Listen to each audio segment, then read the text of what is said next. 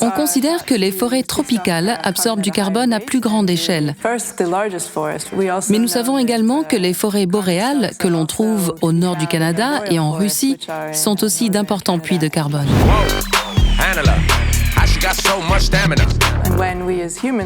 Quand nous produisons du carbone à cause de nos activités quotidiennes, comme par exemple en prenant la voiture ou l'avion, ou en coupant des arbres, et que ces émissions de dioxyde de carbone vont dans l'atmosphère, les arbres contribuent à absorber ce carbone pour le stocker dans les sols et dans les écosystèmes.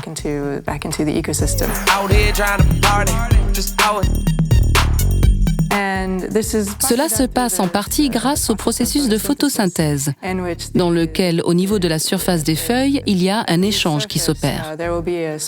Les arbres absorbent du dioxyde de carbone et ils rejettent de l'oxygène dans l'atmosphère.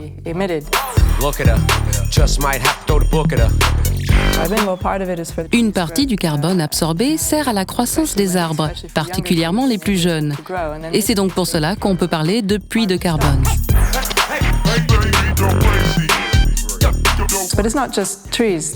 Et il ne faut pas oublier que ce ne sont pas exclusivement les arbres qui font partie de ce cycle, mais aussi d'autres types de végétation comme par exemple les mangroves, les tourbes.